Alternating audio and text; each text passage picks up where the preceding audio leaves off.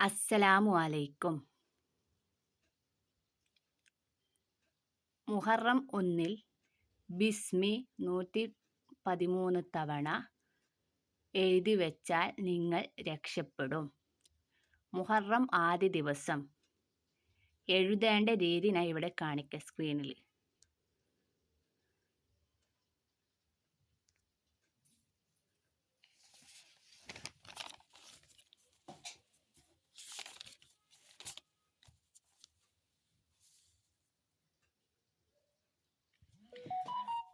മുഹറം 1 വെള്ള പേപ്പറിൽ ബിസ്മില്ലാഹി റഹ്മാൻ റഹീം എന്ന് 113 തവണ എഴുതുക. എഴുതി വെച്ച് അത് നിങ്ങൾ സൂക്ഷിച്ചാൽ നിങ്ങൾക്ക് വലിയ നേട്ടം ലഭിക്കും. നിങ്ങളൊക്കെ ആഗ്രഹിക്കുന്ന വലിയ നേട്ടം ഉണ്ടാകും ഇൻഷാ അല്ലാഹ്. ആ നേട്ടം ഞാൻ പറയാം. എങ്ങനെ എഴുതണം എന്ന് ഞാൻ പറയാം. എഴുതുമ്പോൾ ശ്രദ്ധിക്കേണ്ട കാര്യങ്ങൾ എന്തൊക്കെയാണെന്നും ഞാൻ പറയാം. മഹാന്മാരുടെ കിതാബുകളിൽ കാണാം. നിഹായത്തുൽ അമൽ, മുജിറാബത്തുൽ ദൈറബിയിൽ കാണാൻ കഴിയും. മുഹറം 1 ഒരു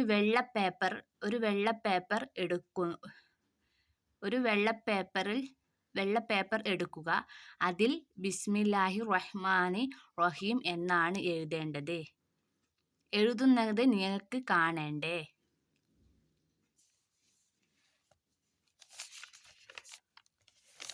എഴുതുന്നുണ്ട് നിങ്ങൾക്ക് കാണേണ്ടത്. ഞാൻ കാണിച്ചു തരേ.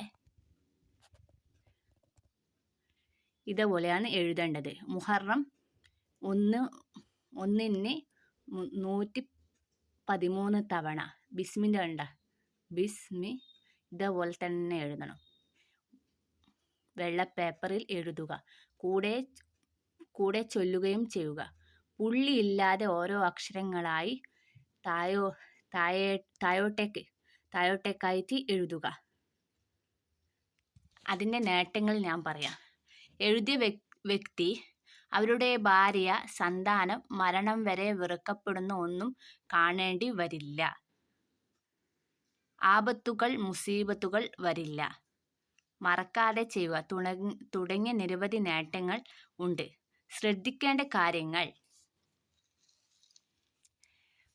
എഴുതുമ്പോൾ ശ്രദ്ധിക്കേണ്ട കാര്യങ്ങൾ. എഴുതുമ്പോൾ വുളൂ ചെയ്യുക. കിബിലയ്ക്ക് നേരെ തിരിയുക. 2 റക്അത്ത് സുന്നത്ത് നിസ്കരിക്കുക.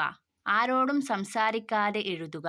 നല്ല നിയത്തോടെ, നിങ്ങൾക്ക് എന്ത് ഉദ്ദേശം ഉള്ളേ അതോടെ നിങ്ങൾ നിയത്ത് ചെയ്യുക. നല്ല നിയത്തോടു കൂടി എഴുതുക.